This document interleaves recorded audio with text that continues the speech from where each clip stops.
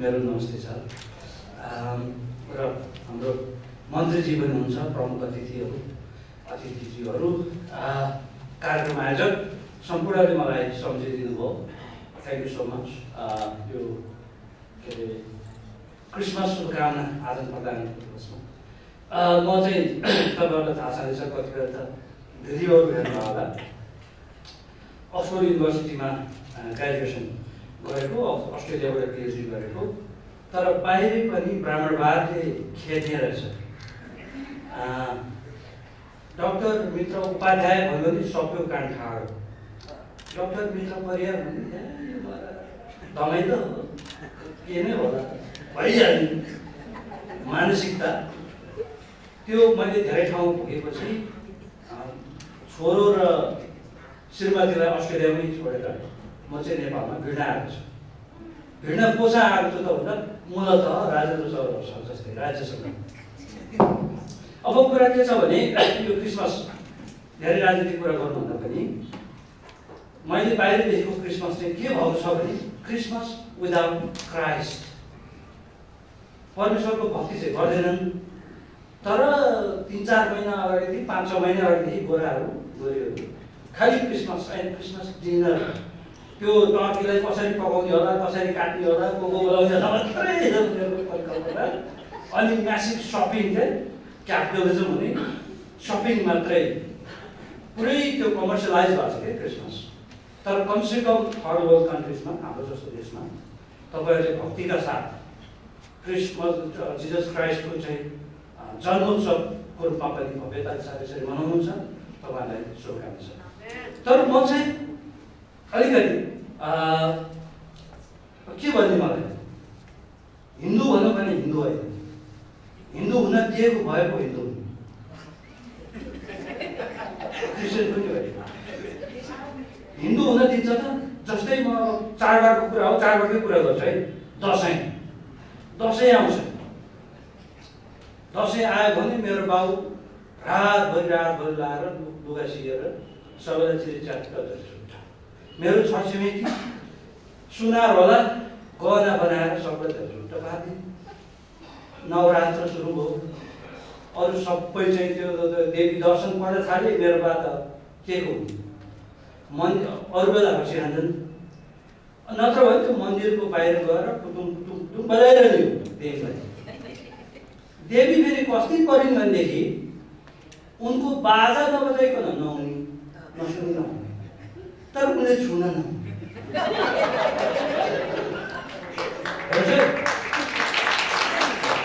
टुटुङ बाजा बजाउने नवदुर्गालाई बिहान बेलुकै, तर उपहार के पाउनु? अपमान के को रूपमा? पुच्छरी। रायो काट्छन् पुच्छर, गोल काट्छन् पुच्छर, पुच्छरी खानु पुच्छर त्यहाँ के हो भने अझ योनि सहित, मेरो त गुरुङा हुनु पर्दैन, योनि सहित तेल पठाउने। ल है तपाईँ साइला लैजा, मेरो बाउ ल्यायो।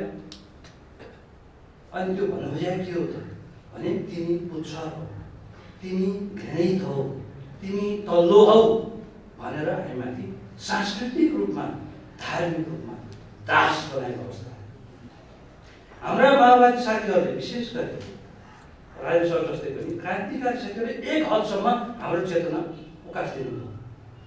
हामी हिजो कस्तो थियो, मनुस्मृतिमा आधारित, मुलुकी ऐन 1910 मा आधारित हामीलाई राज्यले नै पर्सिक्युसन गर्थ्यो, जसरी तपाईँहरूमाथि पर्सिक्युसन भएको छ।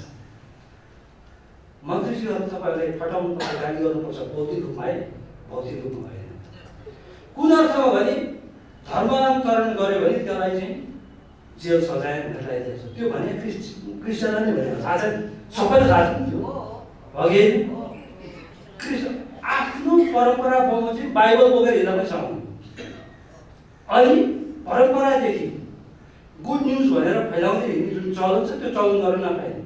आजबाट हो र पृथ्वीनारायण शाहकै पालले क्रिस्चियन भनेको अराष्ट्रवादी, बाहिरका दुश्मन हुन् भन्ने जुन छ, त्यो त्यही दिमाग चाहिँ मेरो दलीय समुदाय पनि छ होइन।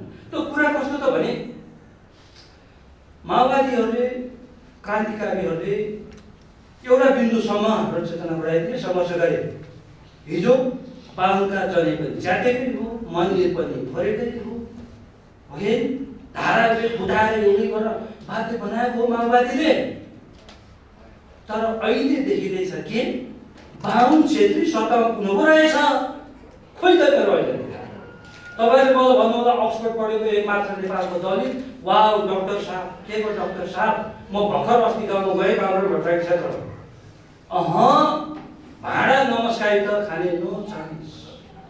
मसँगै पढे लेखेको हुर्केको गुरुङको घरमा पस्ने त एब्सोल्युटली नो चान्स। पस्यो कि त लाज। मेरो घर पाले कुकुर सरासर भित्र जान्छ।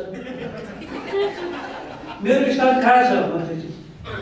Where is my place in the society? Where am I? मैले बम हान्ने यो मेरो आक्रोश जुन छ, मेरो मान्छे त लठेर बसेको छ। देवी देवता भनिया छन्, बाहिरबाट पुतुङ पुतुङ बजाउने, बाहिरबाट दर्शन बातल। तर म त्यो सहनेवाला छैन। चाहे ज्यान जाओस्, I will fight. We will fight. कहिले सबैको भगवानको नाममा, देवी देवताको नाममा, पितृको नाममा, कुल देवताको नाममा मलाई दबाई राख्छौ। म मात्र हो र 60 लाख 50 लाख। अब स्वयं प्रचण्डजी, महासरहरू, मन्त्रीजी, उहाँप्रति मेरो श्रद्धा छ। किन भन्यो भन्दा काङ्ग्रेस भने त अलिक कन्जर्भेटिभ नै राइट विङ नै भयो जस्तै हो। राप्रपाको त पुरै नभयो होइन। तर स्वयं प्रचण्डजीले पनि आफू प्रधानमन्त्री हुँदा बेला बेलामा दलितको भेला जाँदाखेरि के हुनुहुन्थ्यो भने तिनीहरूको सङ्घर्ष पुगेन जाग भन्नुहुन्थ्यो। अनि मेरो मनमा लाग्थ्यो होइन यो मान्छेले भने चाहिँ के हो, उही छ सर्वेसर्वा। फेरि उसैले भन्छ तिम्रो सङ्घर्ष पुगेन भने के हो भन्ने लाग्थ्यो। अहिले मैले एन्सर पाएँ, मैले धेरै लामो बोलेँ है। त अहिले एन्सर पाएँ के रहेछ त भने हाम्रो राजेन्द्र श्रेष्ठ सरलाई सपोजमा एकदमै ब्राह्मणवादी हुनुहुन्न, उहाँको त श्रेष्ठ भनी दिमागै गयो, उहाँले चाहिँ पुरै समानता देख्नुहुन्छ।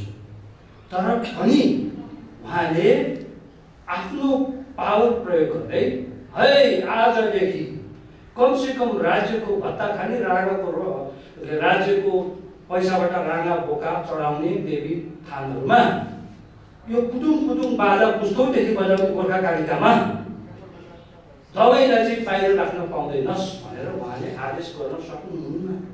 जति चाहन्छौ किन सक्नुहुन्न भने उहाँहरूलाई दुईवटा चिजको चिन्ता हुन्छ, एउटा भोट, अर्को नोट। अब अधिकांश मान्छेलाई चाहिँ चित्त रोज्ने कुरा भन्यो भने भोट पाउँछ नि त? कहाँ पाउँछ? तीनटा तहको चुनाव हुन्छ, प्रत्येक घरको प्रत्येक मान्छेको भोट आवश्यक हुन्छ। अब उनीहरूलाई मन नपर्ने कुरा त अहिले गर्नु भएन। मन्दिर फोर्यो भने कसलाई भोट दिन्छ? त्यसकारण छोटो रिटमा भन्नुभएको छ, मैले तपाईँहरूले कतिपय दिनहरू हेर्नुभएको होला। डाक्टर मित्र परियार भन्ने फेसबुक पनि छ, युट्युब च्यानल पनि छ, सब्सक्राइब गर्नुहोस्। मैले एउटा स्वतन्त्र कुनै पनि विष्टको अन्डरमा नरहेर मेरै नेतृत्वमा दलित आत्मरक्षा अभियान सुरु गरेको छु र त्यो म अगाडि बढाउँछु। सांस्कृतिक क्रान्ति रूपान्तरणको लागि गरिनेछ र मेरो एउटै अम्बेडकरवादी वचन राज्यसँग के हुनेछ भने कि मलाई हिन्दू धर्ममा उचित स्थानको सम्मान देऊ, दिनु भने यो दास सूत्र भएर म बस्दिनँ। म एकैचोटि लाखौँ लाखलाई धर्मान्तरण गर्छु, चाहे मलाई बोली किन नगर्नु। यति हो मेरो भने। उहाँ प्रसन्न हुनुहुन्छ, त्यसलाई शान्ति। हाम्रो अभियान नेपाली क्रिस्चियन समुदायको स्वाभिमान र पहिचान क्रिसमस 2078 शुभकामना आदान प्रदान कार्यक्रम आयोजक राष्ट्रिय क्रिस्चियन महासङ्घ बागमती प्रदेशको आयोजनामा भएको कार्यक्रमका अध्यक्षज्यू, यस कार्यक्रमका प्रमुख अतिथिज्यू, विशेष अतिथिज्यू, यसमा सम्पूर्ण अतिथिज्यूहरू र आसीन यस कार्यक्रममा सहभागी हुनुभएका सम्पूर्ण गुरुज्यूहरू, बुवा आमा तथा दाजुभाइ दिदीबहिनीहरूमा स्वीकार्नुहोस्। नेपाल दलित पार्टी, यहाँ दलित पार्टी मात्र भनियो, नेपाल दलित पार्टीको तर्फबाट र मेघबहादुर कामीको तर्फबाट सबैजनालाई जय मसी, नमस्कार र जय लिएर पनि तपाईँ चाहन्छु।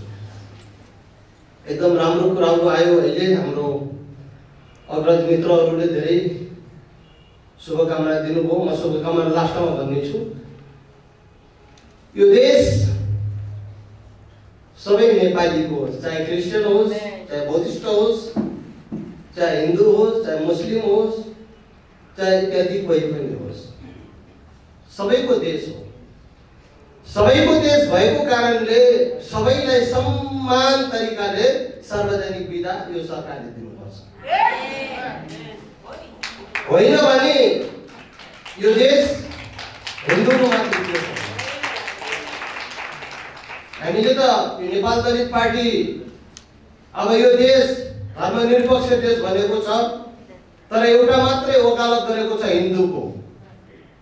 तर नेपाल दलित पार्टी धर्मनिरपेक्ष पार्टी भएको कारणले सबैको वकालत गर्छ, सबैलाई सम्मान गर्छ। त्यस कारणले गर्दा म हजुरहरूलाई के भन्न चाहन्छु भने यदि हाम्रो मन्त्रीजी पनि यही हुनुहुन्छ, अब क्रिसमसको लागि कम्तीमा पनि क्रिस्चियनहरूले 3 दिनको सार्वजनिक छुट्टी पाउनुपर्छ। होइन भनेपछि हिन्दूहरूले पाउने सार्वजनिक बिदा पनि बन्द हुनुपर्छ। यो एक दिन नेपाल दलित पार्टीले गर्छ, यो स्पष्ट हो। किन गर्छ त भन्दाखेरि यो देशमा बस्ने सबै धर्मावलम्बीहरू सम्मान हुन् भनेर भनेको कानुनले भन्छ भने सार्वजनिक बिदा दिने कुरामा पनि समान तरिकाले होइन भने कसैलाई काखा र कसैलाई पाखा, कसैलाई राष्ट्रवादी, कसैलाई चाहिँ अन्तर्राष्ट्रिय बनाउन मिल्दैन। हामी सबै नेपाली मानिस हौ, जनता नागरिक हौ। त्यस कारणले गर्दा म हजुरहरूलाई के अनुरोध गर्न चाहन्छु भने मन्त्रीजी यही हुनुहुन्छ, आज यही मञ्चबाट आफ्नो मनस्थिति बनाएर मन्त्रालयमा, मन्त्रीमण्डलमा, मन्त्री परिषदको मिटिङमा ल क्रिस्चियनहरूलाई सार्वजनिक बिदा 3 दिनको दिने भनेर घोषणा गर्नुहुनेछ। होइन भने जनताबाट भोट कमाउने एउटा रणनीति मात्रै बनाएर जनतालाई भौरीमा पारेर आफ्नो नेता बन्ने काम चाहिँ नगर्नु होला। यो खबर लाग्यो, बिल्कुल यो खबर लाग्यो। यो प्रचण्डजीलाई पनि हो, यो केबी शर्माजीलाई पनि हो, शेरबहादुरजीलाई पनि हो, इत्यादि सबै जो सरकारमा हुनुहुन्छ। यहाँनिर कुरा के छ भने जनतालाई एउटा भ्रममा पारेर खेलाउने काम मात्रै भएको छ। जनतालाई स्वाभिमान स्वतन्त्रता दिएको छैन। अघि हाम्रो मित्रले भन्नुभयो, मित्रजीले दलित भनेर एउटा सानो जात बनाएर धर्मबाट लिएर सामाजिकबाट लिएर राजनीतिकसम्म चाहिँ विभेद छ, देख्नुभएको छ। राजनीतिकसम्म विभेद छ। यो समानुपातिक भन्ने पढाइ ल्याएर दलितलाई ल्याइदिउँ भनेर भन्छन् माओवादीहरूले। मैले त यो गलत भन्छु।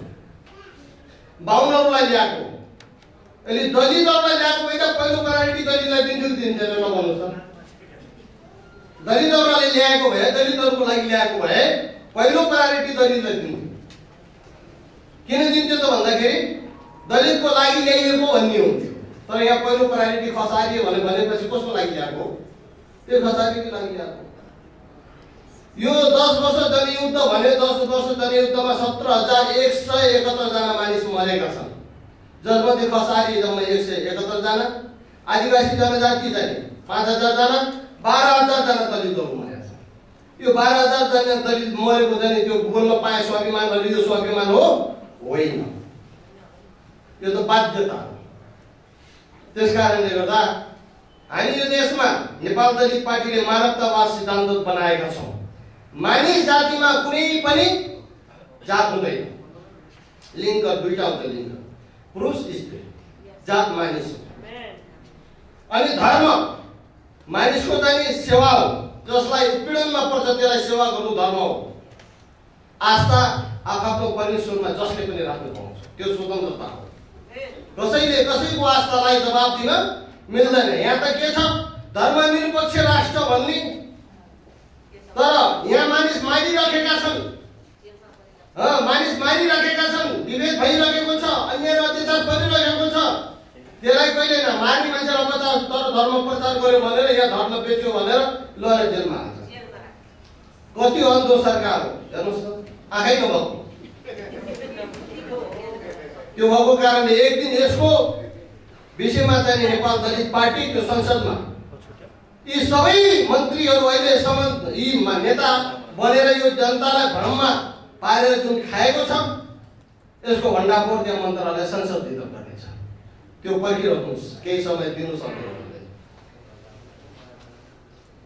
अनि मैले अहिले समय लाउनु दिएँ के हो जस्तो लाग्यो।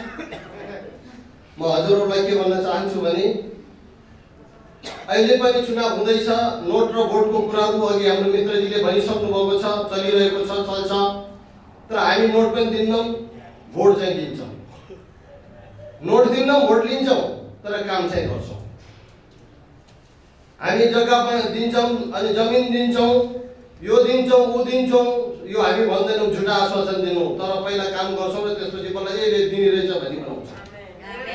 यो कुरा चाहिँ त्यस कारणले गर्दा म हजुरहरूसँग के अनुरोध गर्न चाहन्छु भने अब लगत्तै यहाँ धेरै चलखेल भइरहेको छ। यो देशमा राजनीतिक चलखेल भइरहेको छ। क्रिस्चियनहरूलाई बढी प्रयोग गरिन्छ। तिम्रो धर्मको विषयमा स्वतन्त्रता ल्याउँछौ, तिमीलाई समान अधिकार दिन्छौ। यो विभिन्न चलखेल भइरहन्छ। यसमा अलिकति चनाखो हुन पनि आवश्यक छ भन्दै यो आउँदै गरेको 10 गतेको क्रिसमस सबै क्रिस्चियनहरूको घरमा खुसी आनन्द साथ क्रिसमसलाई अनि स्वागत गर्नुभएको होस् भन्ने शुभकामना दिँदै र आजका हाम्रो माननीय मन्त्रीजी यहाँ हुनुहुन्छ। उहाँले यहाँका सबै गतिविधिहरूलाई मूल्याङ्कन गर्दै आउने क्रिसमसलाई चाहिँ सार्वजनिक बिदाको लागि भिख माग्न नपरोस्। अब भिख माग्ने सिस्टम बन्द गर्नुपर्छ। जहिले पनि क्रिसमस बिदा देऊ, जहिले पनि क्रिसमस बिदा देऊ। बुद्धिस्टहरूले पनि बिदा देऊ, अनि सिखहरूले पनि बिदा देऊ, लोसार मान्नेहरूले पनि बिदा देऊ। फेरि हिन्दूहरूको लागि बिदा छैन। सार्वजनिक सधैँभरि।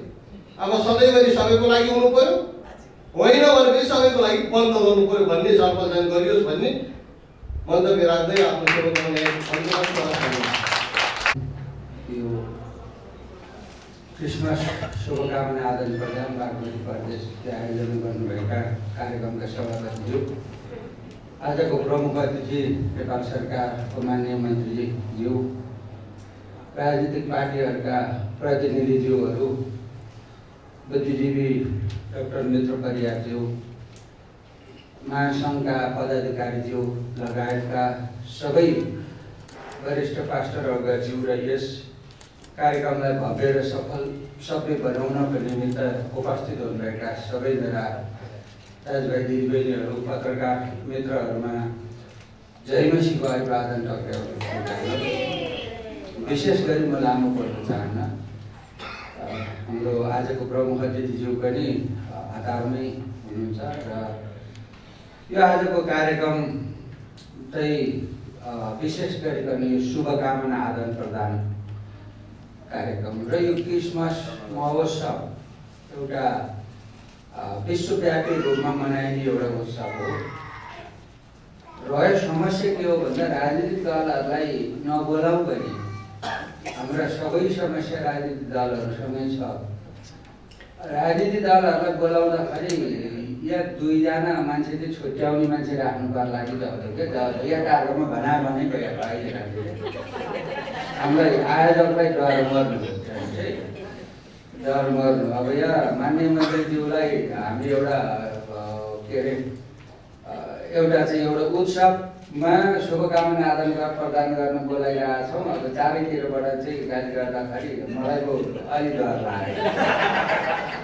त्यसले गर्दाखेरि अब फेरि हाम्रो अतिथिज्यूहरू थुप्रै हुनुहुन्छ अनि थुप्रै कुरा हाम्रो अतिथिज्यूहरूले सुन्न मन लाग्छ। समय थोरै भनेर छोटो भन्नु पर्दाखेरि पनि नमजा लाग्ने यी थुप्रै कुराहरू आयोजकको मर्म हो। मैले तपाईँहरूलाई सेयर गरेको, हामी यसमा क्षमा चाहन्छौँ।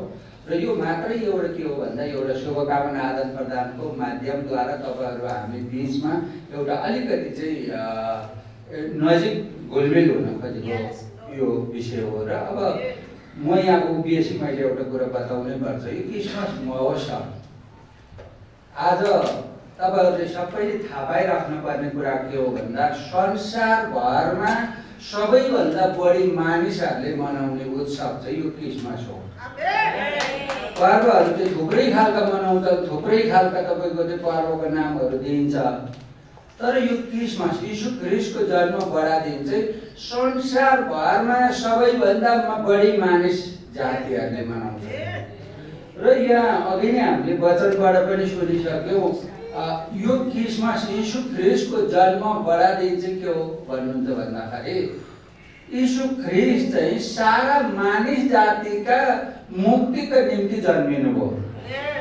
या कुनै पनि यो जाति यो समूह त्यो समूह भन्ने नै छैन, यहाँ चाहिँ सारा मानिस जातिका मुक्तिका निम्ति प्रभु येशू जन्मिनु भयो। एउटा मुक्तिको निम्ति जन्मिनु भयो र एउटा मुक्ति दिवसको रूपमा मनाइन्छ। दोस्रो चाहिँ परमेश्वरले मानिसलाई प्रेम गरेर चाहिँ प्रेमको निम्ति जन्मिनु भयो अनि यो चाहिँ प्रेम दिवसको रूपमा मनाइन्छ। आज किन उपहार साट्ने लिने दिने हामी वास्ता गर्ने खरा लगाइदिने किन गर्छौँ भन्दा परमेश्वरको प्रेमलाई हामीले प्रकट गरेका हौँ।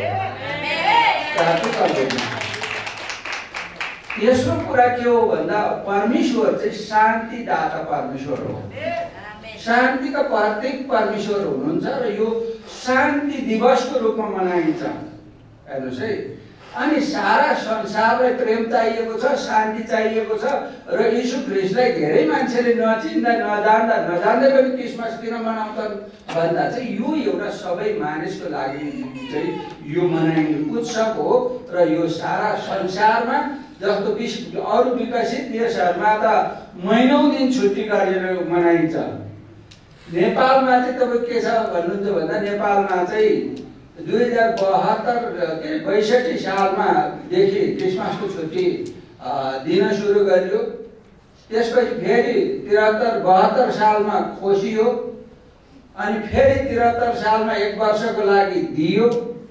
त्यसपछि फेरि एक पटकको लागि भनेर दियो, त्यसपछि फेरि कटौती गरियो र यो वर्ष हामीले तत्कालीन प्रधानमन्त्री सम्माननीय शेरबहादुर देउवाजीलाई भेट्यौँ, लगायतका हामीले लगभग 7-8 जना मन्त्रीज्यूहरूलाई भेट्यौँ। उहाँहरू सबैजना सकारात्मक हुनुहुन्छ र हिजो अस्ति मात्रै पनि माननीय गृहमन्त्रीज्यूलाई भेट्यौँ। उहाँले टोक लगाइदिनु भएको छ, यो सार्वजनिक बिदा सदाको लागि गरिदिने भनेर चाहिँ उत्तिनैखेरि टोक लगाएर उहाँले पठाइदिनु भएको छ। माननीय मन्त्रीज्यूलाई उहाँ एउटा परिवर्तनको लागि लडेको मन्त्री हुनुहुन्छ र उहाँको विषय मलाई धेरै थाहा छ।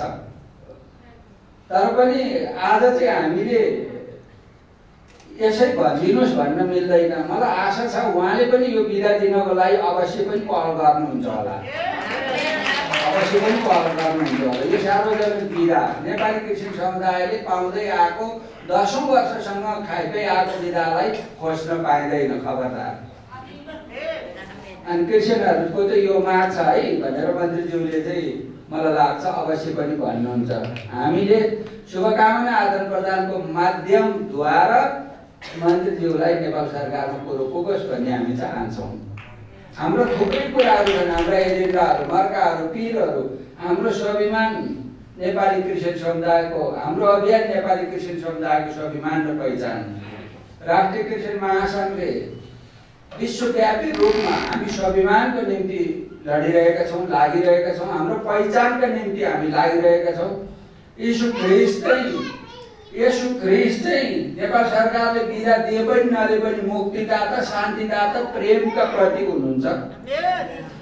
तर नेपाली क्रिस्चियनको स्वाभिमानको लागि हामीलाई बिदा चाहिन्छ। यदि यो सरकारले हामीलाई बिदा दिएन भनेदेखि यसको परिणाम यो सरकारले धेरै ठुलो मूल्य चुकाउनु पर्छ। देशव्यापी रूपमा अभियान बनाएर यो सरकारमा रहेका सबै गठबन्धनलाई नेपालको क्रिस्चियनले बहिष्कार गर्दै हिँडौँ भन्ने अभियान चलाउँछु मैले। किन भन्दा यो अलिक कडा भयो कि माग मन्त्री जोसमा भनिहालिन्छु, म चाहिँ एउटा हेर्दा चाहिँ नभन्नु पर्यो जस्तो लागेको थियो। बिदा दिन्छु भनेकै थियो, किन पर्यो भन्नु भएको।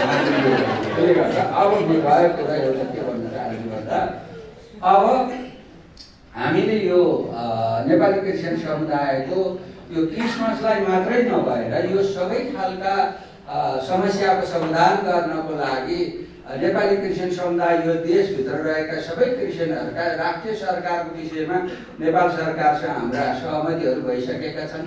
त्यसलाई व्यावहारिक रूपमा कार्यान्वयन गरेर त्यसलाई चाहिँ हाम्रो अभियान यो नेपाली क्रिस्चियन समुदायको स्वाभिमान र पहिचान, हामीले हाम्रो स्वाभिमान हाम्रो गुमेको छ, हाम्रो पहिचान हामीबाट खसिएको छ, त्यसलाई हामीले स्थापित गर्नको लागि यो क्रिसमस 2078 प्रभु येशूको जन्म दिनको यो उत्सवले एउटा नयाँ सन्देश दियोस् भन्ने म शुभकामना दिन चाहन्छु। रह्यो म अलिकति हाम्रो डाक्टर मित्र परियारजीलाई उहाँ एकदमै उहाँले जुन खालको एउटा हृदयदेखि नै आन्दोलन अभियान चलाइरहनु भएको छ, म धन्यवाद दिन चाहन्छु, आभार प्रकट गर्न चाहन्छु। उहाँले धेरै ठाउँ बोलिरहनु भएको छ। यो भइरहेको छ के हो भन्दाखेरि अलिकति तरिका नमिल्या हो कि त्यो तरिका चाहिँ के हो भन्दा यो विभेद भनेको कुरा चाहिँ के हो भने त त्यो मस्तिष्कसँग जोडिएको हुन्छ क्या, कानुन मात्र बनाएर नै हुँदो रहेछ। 51 सालमै प्रधानमन्त्री शेरबहादुर देउवा हुँदाखेरि जातीय छुवाछुत उन्मूलन भनेर घोषणा गरिसक्या हो। तपाईँले देख्नुभयो नि त, फेरि छुवाछुतकै लागि नेपाल सरकारको चाहिँ तपाईँको मुद्दामा नेपाल सरकारका मन्त्री चाहिँ झन्डा हालेर गएर छुवाछुतमा केसमा थुनिएको मान्छेलाई निकालेर लिएर आए।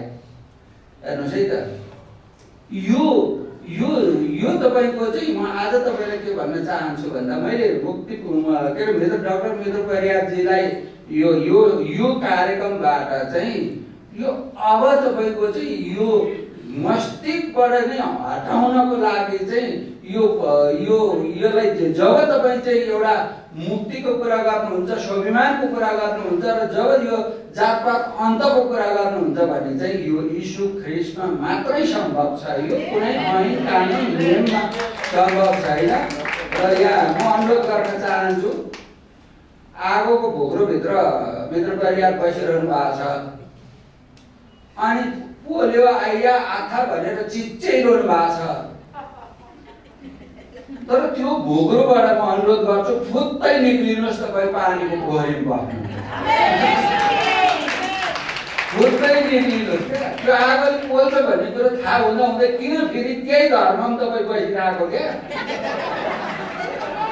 यीशु ख्रीष्टमा नर र नारी मात्रै छ त्यहाँ। बाइबलले, पवित्र बाइबलले कुनै पनि जातपातको चाहिँ तपाईँको कुरा गरेको छैन। महिला र पुरुष बाहेक जातपात त्यहाँ छँदै छैन। र कसैले तपाईँको स्वरभित्र हामी सबै मान्छेहरू हौँ, यीशु ख्रीष्टका छोराछोरी हौँ, जसले यीशु ख्रीष्टलाई स्वीकार गर्छ पवित्र जाति पुजारी राजकीय विधि बनिन्छ। दलित होइन। अब क्रिस्चियन भित्र कोही दलितै हुँदैन, ऊ राजकीय पुजारी गिरी हुन्छ। आज म राष्ट्रिय क्रिस्चियन महासङ्घको अध्यक्ष छु, म राजकीय जाति, म पुजारी गिरी हुँ। म सबै क्रिस्चियन धर्मावलम्बीहरूको तपाईँको चाहिँ म अध्यक्ष हो। मैले पछुताउनु पर्दैन, म खुसी छु। म एक दिन देख्न चाहन्छु डाक्टर मित्र परियारलाई, पास्टर मित्र परियार, अनि त्यसपछि उहाँको मनमा शान्ति मिलिन्छ। उहाँले सारालाई भन्न पाउनुहुन्छ म मुक्तिको लागि धेरै वर्ष लन्डन गएर पिएचडी गरेँ, फर्केर नेपाल आएँ, यति वर्ष म कराएँ। साँचो मुक्ति त यीशुमा रहेछ। आज म पवित्र मैले भनेको कुराले केही असर पर्यो भने मलाई क्षमा गर्न, सबै कुरा यही हो।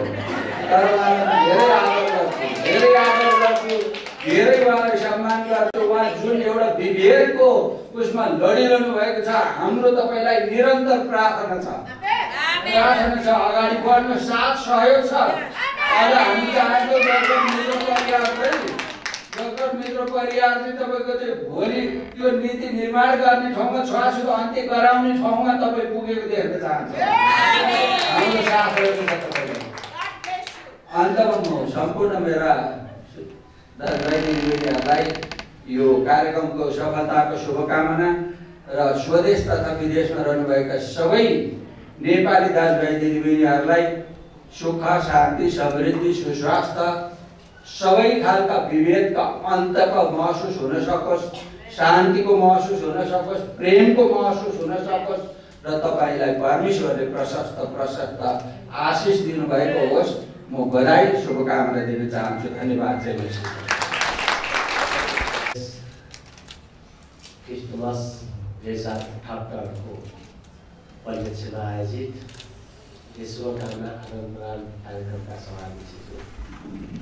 यहाँ उपस्थित सम्पूर्ण महिला तथा सज्जनले सम्पूर्ण साथीहरूमा म हार्दिक अभिवादन व्यक्त गर्न चाहन्छु र 2078 को सन् 2022 को क्रिसमसको उपलक्ष्यमा सबैलाई हार्दिक शुभकामना दिन चाहन्छु। Merry Christmas. आजको यस कार्यक्रममा धेरै वक्ताहरूले महत्त्वपूर्ण कुराहरू राखिसक्नु भएको छ।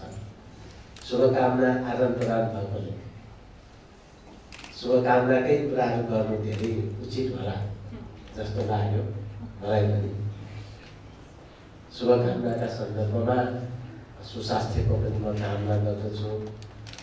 उच्च व्यक्तित्वको रूपमा अगाडि आउन सकोस् त्यो पनि म कामना गर्न चाहन्छु। त्यसैले सुख समृद्धिको पनि म कामना गर्न चाहन्छु। सम्पूर्ण खालको मान्छेलाई गर्ने विभेदबाट मुक्तिको पनि कामना गर्छु। अब क्रिसमसको बारे बोल्न पर्दा मलाई त्यसबारे धेरै जानकारी चाहिँ छैन। तपाईहरु त्यसैमा चाहिँ काम गरेर आउनुभएको छ, त्यही धर्म ग्रहण गरेर आउनुभएको छ। त्यसैले तपाईहरुले नै यसबारे धेरै कुरा बुझ्नुहुन्छ, धेरै कुरा जान्नुहुन्छ। र म चाहिँ के चाहन्छु भने विभेदबाट मुक्ति चाहिँ हुनैपर्छ। संघीय शासन व्यवस्था आइसकेपछि सबैको साझेदारी भएको राज्य सत्ता हुनुपर्छ। यति कुरा चाहिँ म चाहन्छु। त्यस हिसाबले भन्दाखेरि नेपालमा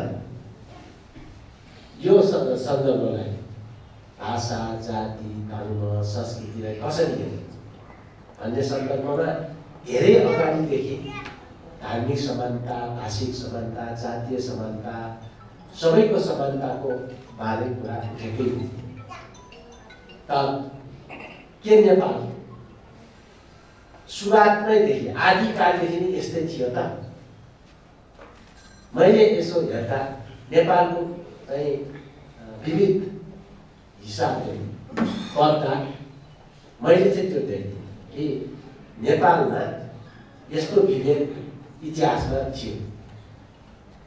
साँच्चै भन्यो भने गोर्खा राज्य विस्तारभन्दा अगाडि नेपाल मण्डल, तत्कालीन नेपाल मण्डलमा 4वटा धर्मावलम्बी मानिसहरूको बिचको सह-अस्तित्वमा रहेको थियो।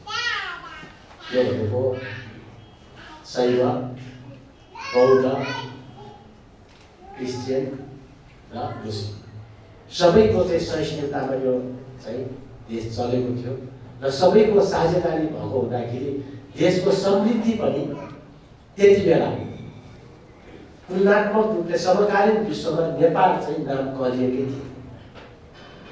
नेपालमा आज चाहिँ हामी के देख्छौँ भने काम नपाएर बाहिर भोटा जानुपर्ने अवस्था, विदेश जानुपर्ने, खाडी जानुपर्ने अवस्था। तर त्यो यस्तो युग थियो जुन बेला कामको खोजीमा नेपाल आउँथ्यो, व्यापार गर्न नेपाल आउँथ्यो। त्यस्तो स्थिति पनि नेपालमा थियो। आजभन्दा 3000 वर्ष अगाडिको कुरा हो। पशुपति जस्तो मन्दिर, स्वयं जस्तो स्तूपा, त्यो सबै बनिसकेकै थियो। र त्यो के भन्न सम्भव?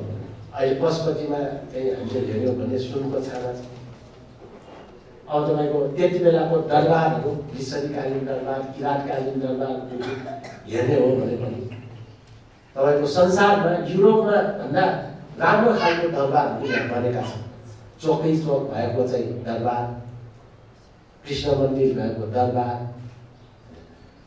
चाहिँ 55वटा झाल भएको दरबार, कलाको देश थियो। तर यस्तो किसिमको चाहिँ दरबार बेलायतमा पनि छैन, फ्रान्समा पनि छैन। के नेपाल गरिब भएकोले यस्तो हुन्थ्यो त? हुँदैन थियो। यो किन सम्भव भयो त भने त्यति बेला नेपालमा सबै जाति, भाषा, धर्म, संस्कृतिका मानिसहरू मिलेर बस्थे। तर गोर्खा राज्य विस्तारपछि तत्कालीन युगमा इस्ट इन्डिया कम्पनीले भारतमा शासन गरिरहेको र इस्ट इन्डिया कम्पनीभित्र पनि अब फ्रेन्च साम्राज्यवाद र बेलायती साम्राज्यवादहरूको बिचमा लडाइँ झगडा पनि भइरहेको, उत्तरतिर चीन तिब्बतको एउटा राम्रो विकासका अवसरहरू पनि बिस्तारै बिस्तारै फस्टाइरहेको, त्यहाँभित्र पनि फेरि 8वटा देशले चाहिँ शासन गरिरहेको थियो। त्यस्तो स्थितिमा दुईटा देशको चाहिँ बिचको एउटा पुलको रूपमा, दुईटा देशको बिचमा व्यापारको ट्रेडिङ सेन्टरको रूपमा यो देश विकास भएको हुँदा यहाँ चाहिँ सबै खालका मान्छेहरू बस्थे। मैले एउटा हसन इतिहास पढेको थिएँ। सन् 1874 मा उहाँले लेख्नुभयो। हसन भनेको चाहिँ एकजना पादरी हो। जो पादरी चाहिँ चीनको बाटो भएर नेपाल आयो। नेपाल आएपछि नेपालमा पनि क्रिसमस धर्मको प्रचार, सबभन्दा पहिला प्रचार गर्ने पादरीहरू उनीहरू थिए। तिनीहरूभन्दा अगाडि पनि नेपालमा क्रिस्चियनहरू आइसकेका थिए। यो तपाईँहरूले अहिले पनि पढ्न पाउनुहुन्छ। हसनको हिस्ट्री भन्यो भने तपाईँहरूले दुईटै नेटहरूबाट खोज्न सक्नुहुन्छ, राखिएको छ। त्यति बेला उहाँले चर्चा गर्ने क्रममा नेपालमा चाहिँ यस्तो देश रहेछ जहाँ चाहिँ सबै धर्मकाहरूलाई सम्मान गर्छ। उहाँले जमिन माग्नुभयो, केही जमिन पनि दिए, उनीहरूलाई वस्त्र दिए, यहाँको मानिसहरूले अतिथि सत्कार गर्ने, सबै गर्ने। अब तिनीहरू आउँदा पर्यटकको हिसाबले मात्र होइन, बिजनेसको हिसाबले, शिल्पको हिसाबले, कलाको हिसाबले सबै सिक्थे। त्यस कारणले गर्दाखेरि उहाँहरूले नेपालको बारे त्यस्तो किसिमको चाहिँ चर्चा गरे। तर जब चाहिँ 1768 मा गोर्खा राज्य विस्तार भयो, विस्तार सँगसँगै त्यति बेला चाहिँ के हुन थाल्यो भने अब नेपालमा चाहिँ असली हिन्दुस्तान बनाउनु पर्छ। आफ्नो हिन्दुस्तान त हारिसकेका थिए। आफ्नो असली हिन्दुस्तान भनेर आर्यावर्त क्षेत्रलाई मानिन्छ। अनि इन्डियाको ब्रह्मपुत्र गङ्गाको मैदानलाई नै हिन्दुस्तान भनिएको। देश छुट्दाखेरि पनि बेलायती साम्राज्यवादबाट जुम्ल्या देश जन्म्यो। पाकिस्तान र हिन्दुस्तान भयो। अब पछि यसको नाम चाहिँ अब आजभोलि भारत पनि भन्ने चलन छ। त्यो महाभारतको युद्धको पनि चर्चा धेरै छ। जे होस्, भारत भन्नुहोस्, हिन्दुस्तान भन्नुहोस्, हिन्दुस्तान भनेको त्यहाँ हो। तर जब त्यहाँबाट चाहिँ मुस्लिमहरूले हिन्दूहरूलाई जिते, त्यसपछि हिन्दूहरू पहाड बसे। पास गरिसकेपछि अब हामी यसैलाई असली हिन्दुस्तान बनाउँछौँ भनेर भन्ने स्थिति आयो। त्यो आइसकेपछिको अवस्थामा अब नेपालमा अब विविध खालका जाति जनजातिहरू बसे, विभिन्न देशबाट आएकाहरू पनि बस्न थाले। सबै हिसाबले यहाँको स्थिति चाहिँ नयाँ ढङ्गले बन्दै गयो र कालान्तरमा गोर्खा राज्य विस्तार गर्छ।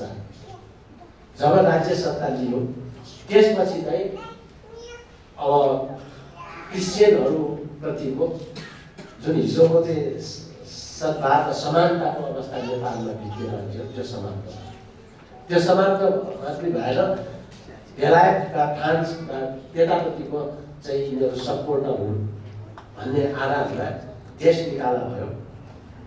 क्रिस्चियनलाई मात्र देश निकाला भएको पनि होइन है। त्यति बेला बुद्ध धर्म मान्नेहरूको पनि देश निकाला भएको थियो। नेपालमा राणाहरूले पनि देश निकाला गरेका थिए। त्यस अवस्थामा यहाँका समुदायहरू इन्डियामा बसेर पनि बुद्ध धर्म र नेपाल भाषा भन्ने पुस्तकहरू पनि लेख्न थाले। किनभने यहाँबाट देश निकाला भइसकेका थिए त्यो पछिल्लो कालमा। तर पृथ्वीनारायण शाहको कालमा सबैलाई चाहिँ बाहिर जानु आदेश भयो। आदेश भइसकेपछि जो भागे गए, जो भागेनन् तिनीहरू सबैको हत्या गरेर टिस्टुङ पाल्नुभयो। चितलाङ, अहिलेको चितलाङ क्षेत्रका प्रत्येक रुखमा एकजना क्रिस्चियन झुन्डिएको थियो। त्यो कुरा चाहिँ पादरी नेपालीहरूले मात्रै लेखा होइन, अरूहरूले पनि लेखा छ। त्यो चाहिँ इतिहासमा खोजको विषय पनि हो। किन भन्दाखेरि त्यति बेलाको राष्ट्रवाद भनेकै हिन्दू राष्ट्रवादको रूपमा आयो। नेपाली राष्ट्रवादलाई चाहिँ त्यति बेला त्यो ढङ्गले गयो। राष्ट्रवाद त वास्तवमा हिन्दू बुद्धमा चाहिँ सिख होस्, चाहे चाहिँ क्रिस्चियन होस्, चाहे मुस्लिम होस्, सबैको एकतामा राष्ट्रवाद हुन्छ। सबैको भावना मिल्यो भने राष्ट्रवाद हुन्छ। देश चाहिँ देशको राष्ट्रियता भनेको चाहिँ दुईवटा मुख्य पक्ष हुन्छ। एउटा पक्ष भनेको विदेशी हमला र आक्रमणबाट देशलाई जोगाउने एउटा राष्ट्रियताको पक्ष हो। अर्को भनेको देशभित्र रहेका सबै जाति, भाषा, धर्म, संस्कृतिका साथीहरू, समुदायहरू मिलेर बस्नु। त्यसरी मिलेर बस्यो भने मात्र आन्तरिक राष्ट्रियता बलियो हुन्छ र बाह्य हमलाहरूबाट मुक्त हुन सक्दछ। तर त्यो पक्षलाई ध्यान दिइयो। अनि नेपालमा हिन्दू धर्मको आगमनसँगै नेपालमा मनुस्मृतिका कुराहरू आए। अनि ब्राह्मण, क्षेत्री, वैश्य, शूद्रको वर्ण व्यवस्था हुन लाग्यो। वर्ण व्यवस्था आइसके पश्चात अब चाहिँ ब्राह्मण चाहिँ मुखबाट निस्क्यो होइन, अनि त्यहाँबाट चाहिँ क्षत्रियहरू बाहुबलबाट निस्क्यो, वैश्यहरू चाहिँ भुँडीबाट निस्क्यो होइन, अनि दलितहरू वा शूद्रहरू चाहिँ पाइताला मुनिबाट निस्क्यो भनेर भन्न थाल्यो। आजको विज्ञानमा भन्नुहोस् त, कोही मान्छेको मुखबाट वा कोही मान्छेको पाइतालाबाट बच्चा जन्मन्छ र त्यहाँ पाठेघर हुन्छ त?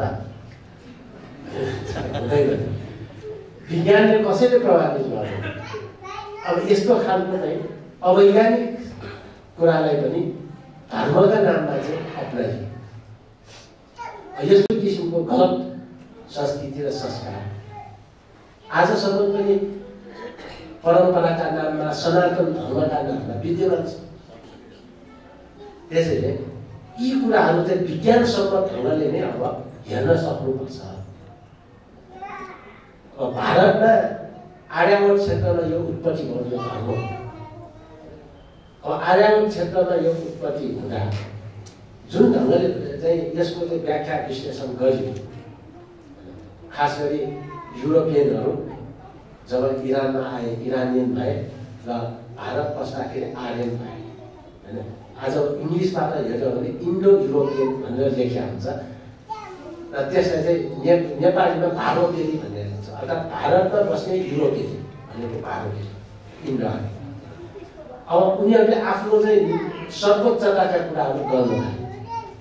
अब हामी चाहिँ सर्वोच्च समुदायमा हामी वाइट हौँ, हाम्रो चाहिँ यो छ यो छ भन्ने स्थिति हुँदा अनि देवता र चाहिँ यो दानवको परिकल्पना हुन थाल्यो। जसले जित्यो ऊ देवता भए, जो हारे ऊ दानव भए।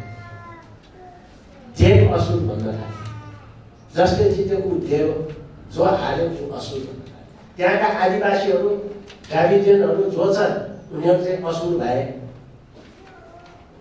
बाहिरबाट आएर जितेर चाहिँ त्यहाँ बसेकाहरू चाहिँ के भए? देव भए। देवासुर सङ्ग्रामहरूको चर्चा परिचर्चा हुन थाल्यो।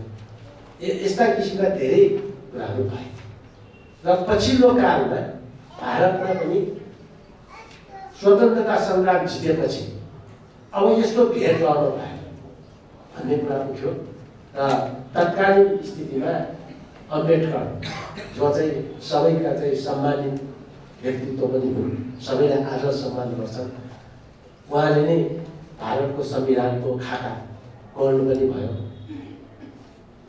अनि सबैले समानता दिने हिसाबले ल्याए। तर अम्बेडकर स्वयं पनि जातीय विभेदमा पर्नु। त्यसैले उहाँले चाहिँ यो हिन्दूकरणले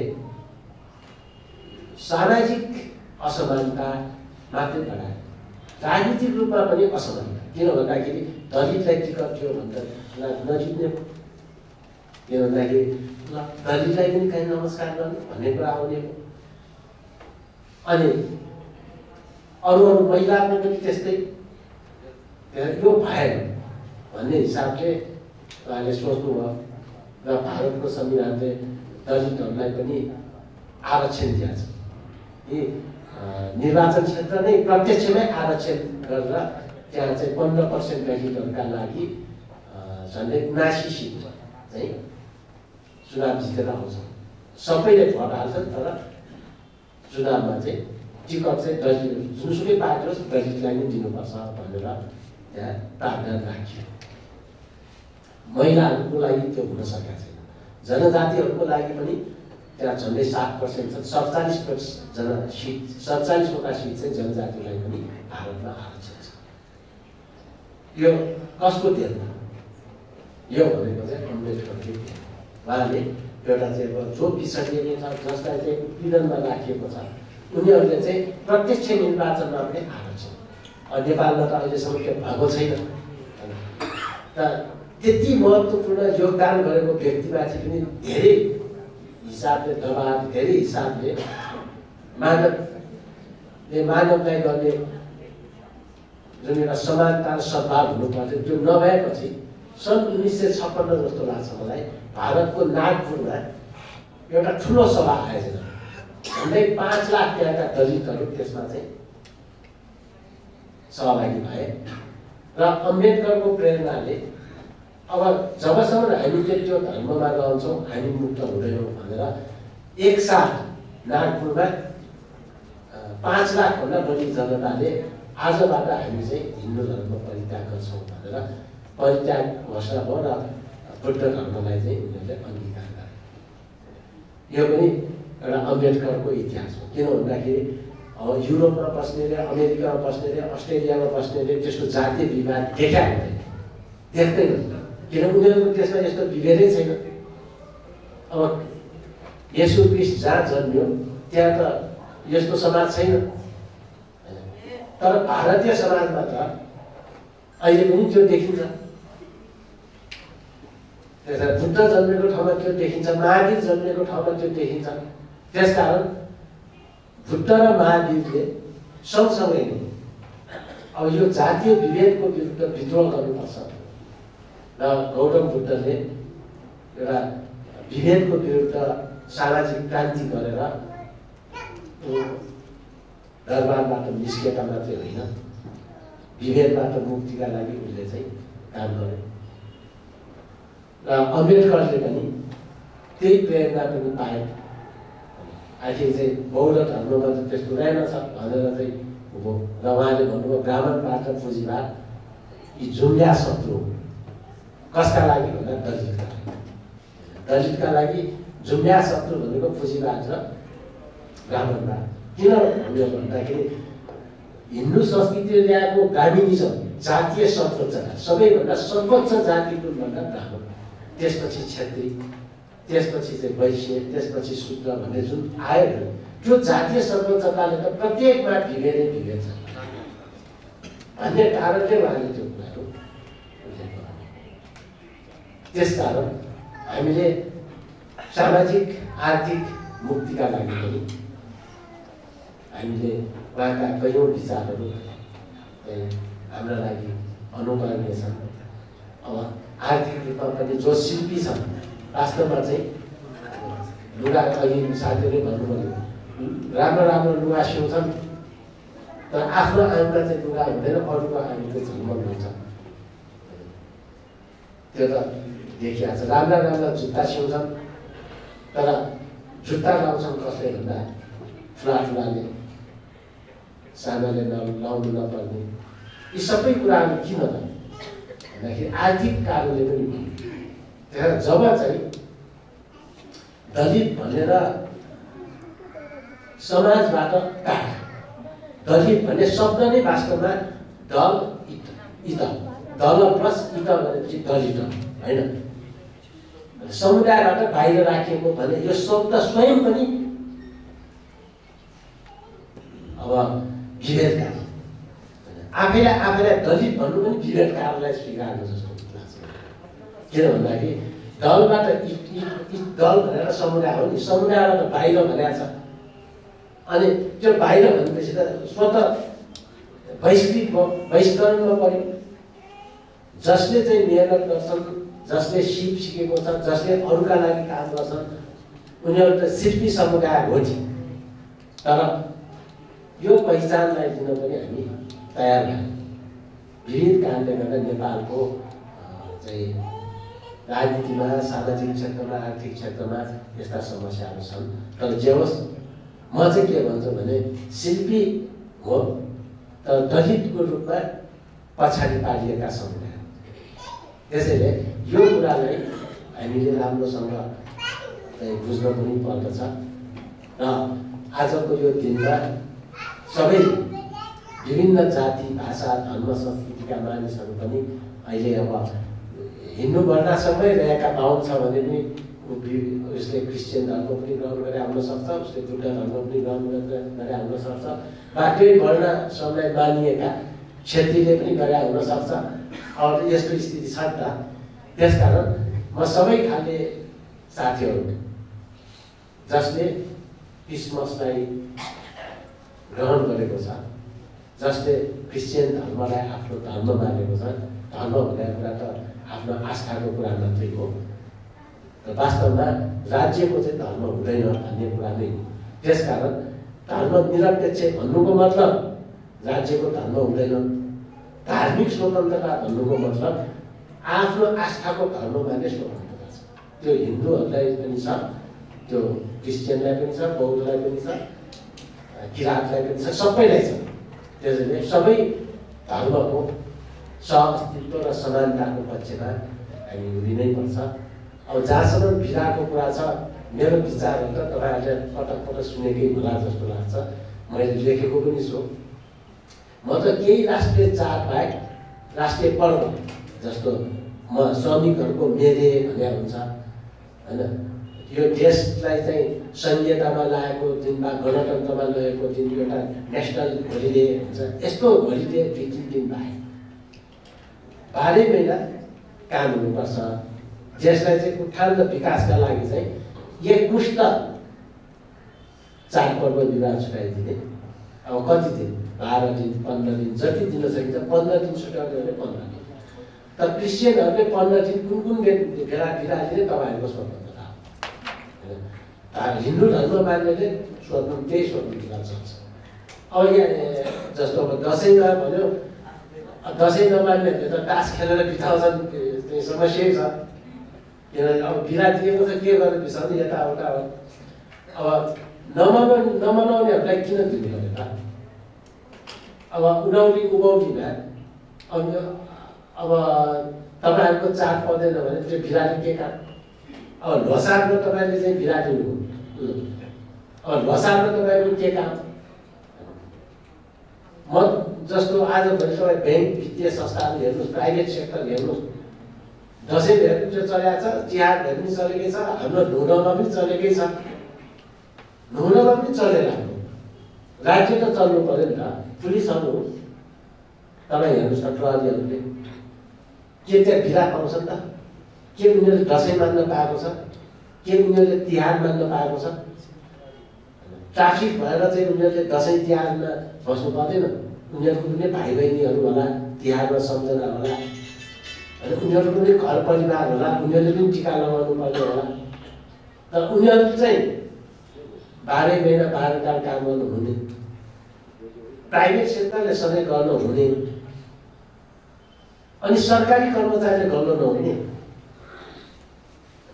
त्यसकारण एकमुष्ट चाडपर्व बिदा दियो भने अब नेवारले चाहिँ ढुँडोमा 5 दिन बिदा लिनु, 7 दिन लिन्छ। तामाङले ल्होसारमा कति दिन लिन्छ, गुरुङले ल्होसारमा कति दिन लिन्छ, राई लिम्बूहरूले चाहिँ अब उधौलीको बेला, उभौलीको बेला कति दिन लिन्छ। तर सिंहदरबार सधैँ चलिरहन्छ र देशको उत्थान पनि हुन्छ, देशको उत्पादकत्व पनि वृद्धि हुन्छ। मेरो त यो धारणा हो। तर अब जब चाहिँ सार्वजनिक बिदा दिने चलन छ भने, चाडपर्वमा दिन्छ भने चाहिँ सबैलाई समानता हुनुपर्छ भन्ने पनि उत्तिकै जायज कुरा हो। कुनै धर्मलाई दिने, कुनै धर्मलाई नदिने भन्ने कुरा त विभेदकारी हो। त्यसकारण स्वइच्छाले चाहिँ आफैले लिन पाउने चाडपर्व एकमुष्ट बिदा राखिदियो भने जसले जुन चाडमा बढी दिन मन लाग्छ त्यो लिन्छ। त्यो ढङ्गको भयो भने राम्रो हुन्छ भने मेरो आफ्नो चाहिँ सोचाइ हो र मैले पटक यो चाहिँ सायद 100औं पटक भने होला मैले संसदमा पनि राखिसकेको कुरा हो, मेरो पुस्तकमा पनि लेखिएको कुरा हो, अनि आर्टिकलहरूमा पनि मैले भनिसकेको कुरा हो। र जो अब अहिले त्यो लागु नभएको अवस्थामा अब क्रिसमसका दिन बिदा हुनुपर्छ भन्ने जुन तपाईँहरूको सोचाइ छ त्यसमा मेरो पनि ऐक्यबद्धता छ। मैले आफ्नो तर्फबाट पनि कुरा राख्दै नै छु। यति कुरा भन्दै फेरि एकपल्ट तपाईँहरूलाई क्रिसमसको उपलक्ष्यमा हार्दिक शुभकामना। Merry Christmas. धन्यवाद। कार्यक्रमका सभापतिज्यू, प्रमुख अतिथि, सङ्घीय मामिला मन्त्री, हाम्रा आदरणीय नेता राजेन्द्र श्रेष्ठज्यू, मञ्चमा आसीन सम्पूर्ण अतिथिज्यूहरू, क्रिसमसको मेरो तेस्रो प्रोग्राम हो। हिजो भक्तपुरमा थियो, अहिले भर्खरै पनि हाम्रो पत्रकारहरूको चाहिँ प्रोग्राम एटेन्ड गरेर आएको छु। आज मलाई अचम्म लागेको थियो, महासङ्घले यसपटक प्रोग्राम गरेर के हो अहिलेसम्म निम्तो पनि आएन भनेर चाहिँ एक प्रकारको कौतूहल भइरहेको थियो। एक्कासी एकजना भाइले ल तपाईँलाई अस्तिदेखि चाहिँ निम्तो गर्न खोजेको ढिलो भयो भनेर चाहिँ उहाँले भन्नुभयो। एनिवे महासङ्घको कार्यक्रममा नियमित रूपमा तपाईँहरूको चाहिँ यो भाग लिन पाउनु खुसी लागेको छ। आमन्त्रण गर्नुभएकोमा हाम्रा क्रिस्चियन महासङ्घका आदरणीय अध्यक्ष मेरा अनन्य मित्र सिबीजीलाई म अन्तरात्मादेखि धन्यवाद दिन चाहन्छु। सायद धेरै सहभागी पनि भयो जस्तो मलाई लाग्यो, मान्छे पनि धेरै पातलो भइसकेको छ। म लामो कुरा गर्न चाहन्छु, मेरो कुराहरू धेरै सुनि पनि राख्नु भएको छ। र मेरो क्रिस्चियन महासङ्घलाई विनम्र अनुरोध चाहिँ के हो भन्दाखेरि यो कार्यक्रम चाहिँ अब तपाईँहरूले बन्द कोठाभित्र गर्नुहुन्न, यसलाई चाहिँ पब्लिक कार्यक्रमको रूपमा लानुपर्छ। हुनसक्छ भने मैले भक्तपुरमा हिजो देखेको र्याली, के अरे त्यो मास, ललितमा देखेको मास, काठमाडौँमा देखेको मास, चारैतिरबाट क्रिसमसको क्यारोल बजाउँदै र्याली सहित टुडी खेलमा यो कार्यक्रम गर्नु पर्यो। हो भने राज्यले बुझ्नेछ कि नेपालमा क्रिस्चियन कम्युनिटी र क्रिसमस कुनै धर्म सम्बन्धी नभएर यो नेपालको राष्ट्रिय महाचाड हुनुपर्छ र बिराजिनुपर्छ भन्ने। So from this year or from next year, Christmas should not be celebrated in a banquet, not in a hall or not in a hotel. It should be celebrated in where? त्यसले राज्यलाई एक प्रकारको message पठाउँछ। र यो पावन अवसरमा म तपाईँ सबैलाई जनजाति अभियान्तको नाताले, धर्मनिरपेक्ष अभियान्तको नाताले, क्रिस्चियन आफै नभए पनि म क्रिस्चियन धर्मावलम्बीहरूको सपोर्टरको नाताले तपाईँलाई सर्वप्रथम मेरी क्रिसमस जय मसी भन्न चाहन्छु। हिजो भक्तपुरमा धेरै नेताहरू बोलाएको थियो, कसैलाई अभिवादन भनेर गए, कहिले जय नेपाल भनेर गए है, अनि अभिनन्दन पनि गरे। कला अभिनन्दन गऱ्यो भने केपी ओलीको चाहिँ नै पार्टीको तर्फबाट जितेको बेला अभिनन्दन गरे। जुन पार्टीले क्रिसमसको सार्वजनिक बिदा काटेको छ त्यसैको बेलामा अभिनन्दन गरेपछि के त मेसेज, वाट मेसेज, हामी के मेसेज दिँदैछौँ त?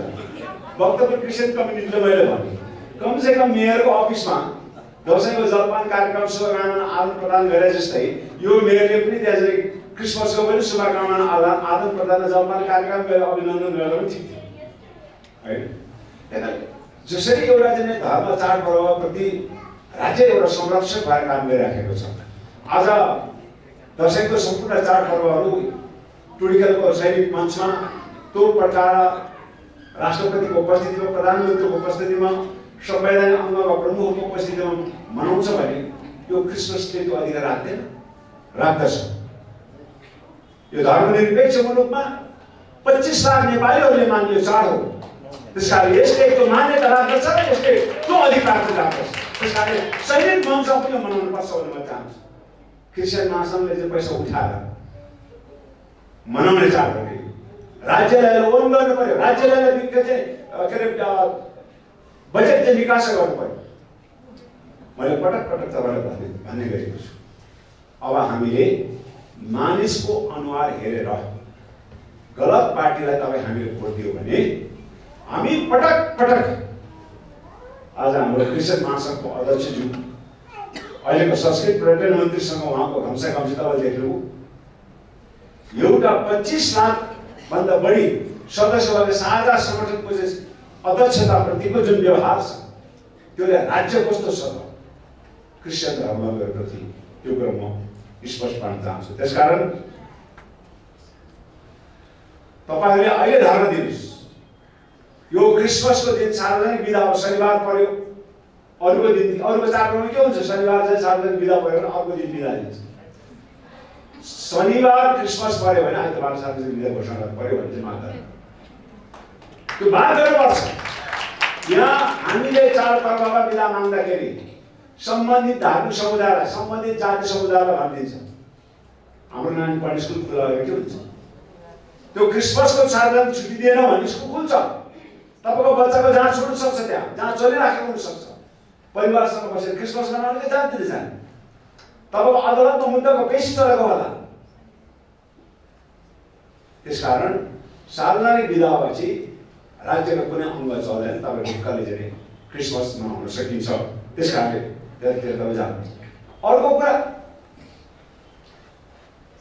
क्रिस्चियन साथीहरूले कमान थापाको मूल एजेन्डा पोलिटिकल एजेन्डा के हो भन्नुहोस् त? के हो भन्नुहोस्? हिन्दू राजा अनि हिन्दू राज्य। हिन्दू राज्यको एजेन्डा बोकेर कमान थापाले 25 जना माननीय ल्याएर तपाईँ हाम्रो दिने साराज्य प्राप्त धर्मनिरपेक्षलाई सनातन धर्मसँग जोडेछ कि छोडेन? कतिजना माननीय? 25 जना माननीय।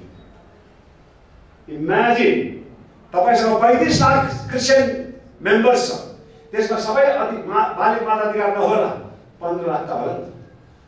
15 लाखले मत एक ठाउँमा हाल्यो भने कतिजना मान्य चुनाव होला छ?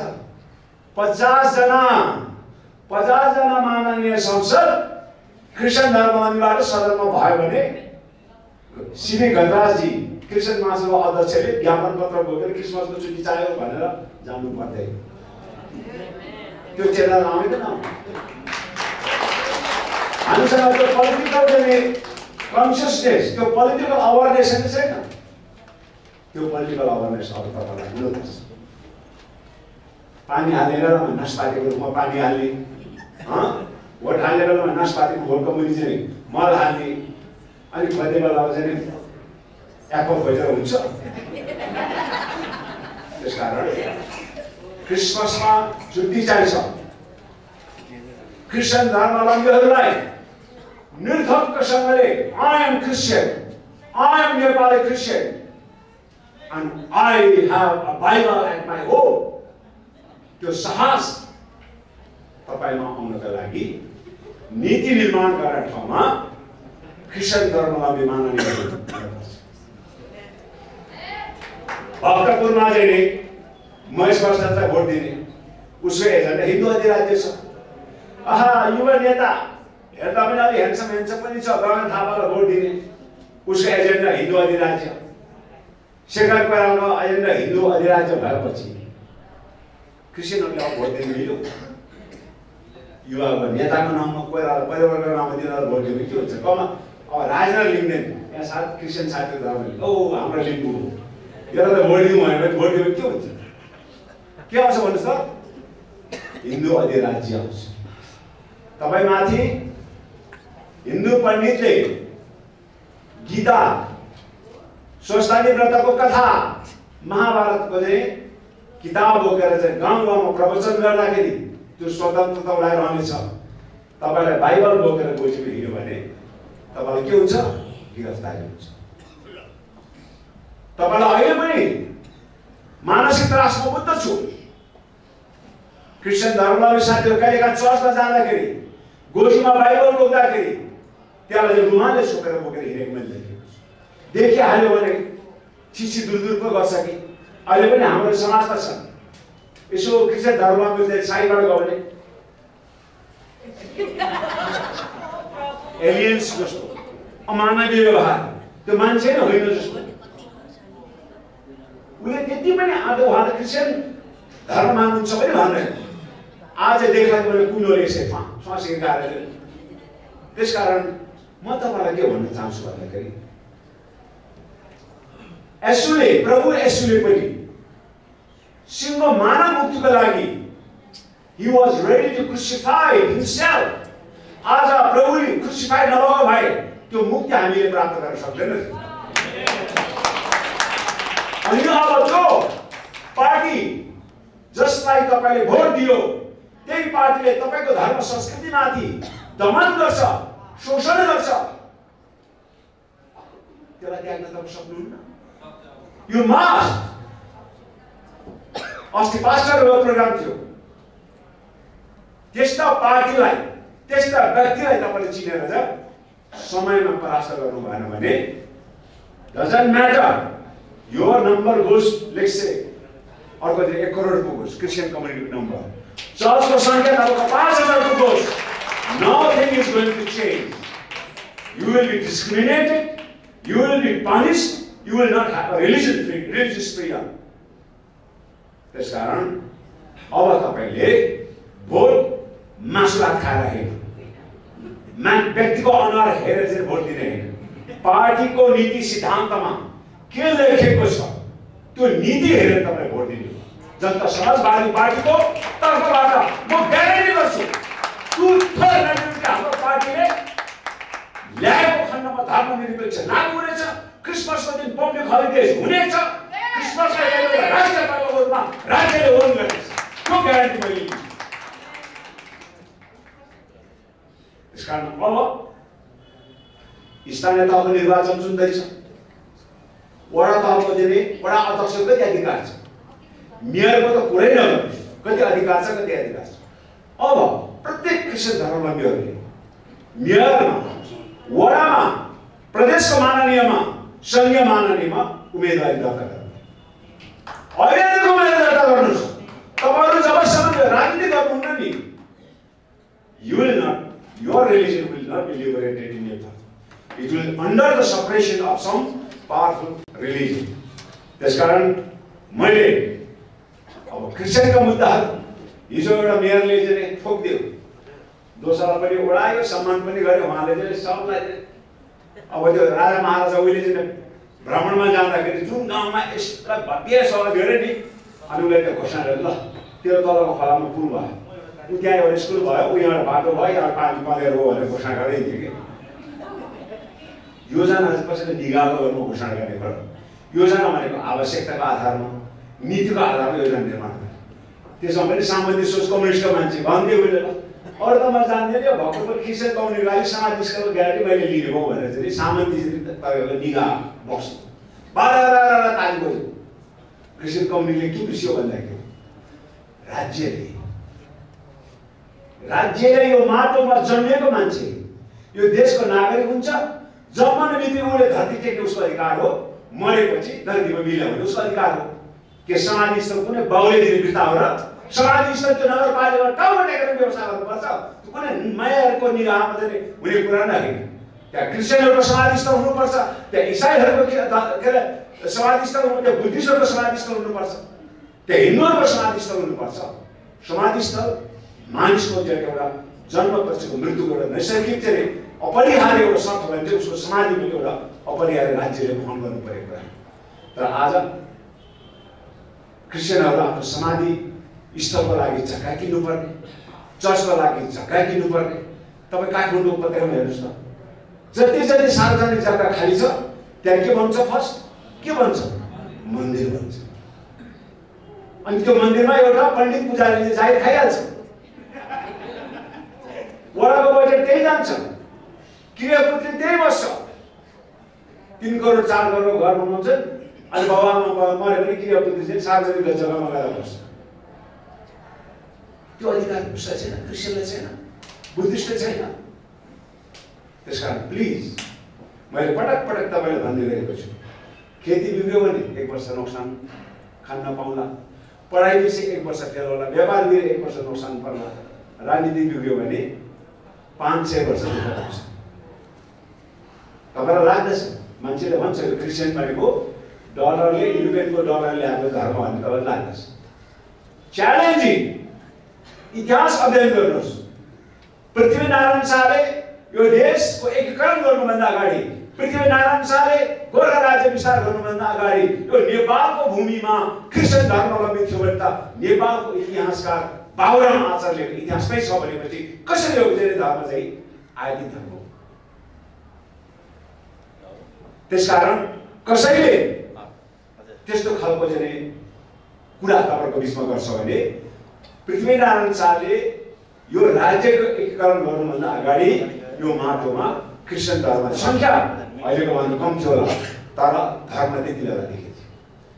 त्यसकारण म भन्न चाहन्छु निर्धक्कसँगले प्लिज आत्मा बलियो छैन भन्यो भने सबै कुरो सखाप हुन्छ। तपाईँहरूले 2-3 काम त्याग्नु पर्यो। इन्फिरिटी, म क्रिस्चियन भएँ, समुदायले बहिष्कार गर्छ भने चिन्ता त्याग्नुहोस्। मैले बाइबल बोक्दाखेरि मलाई कारवाही हुन्छ कि भने चिन्ता त्याग्नुहोस्। तपाईँमाथि क्रिस्चियन भएकोले कसरी दुर्व्यवहार गर्छ कि त्यो जब तपाईँ डर त्यो चाहिँ आफ्नो आत्मग्लानी आत्महीनता बोध तपाईँलाई हटाउनुहुन्छ नि, तपाईँको शक्ति पैदा हुन्छ। तपाईँमा शक्ति पैदा हुनको लागि तपाईँले कुनै राज्य परिषद स्रोत साधन प्रहरी सेना अथवा कुनै समाजले क्रिस्चियन भएको नाताले तपाईँमाथि दुर्व्यवहार गर्छ भने सिबिजीलाई त तपाईँले फोन गर्नुहोला होला। क्रिस्चियनको सपोर्टरको नाताले अङ्काले पनि फोन गर्न नबिर्स्नु होला। काठमाडौँ उपत्यकामा 2 घण्टामा म आइपुग्नेछु। मैले धेरै ठाउँमा भनेको छु।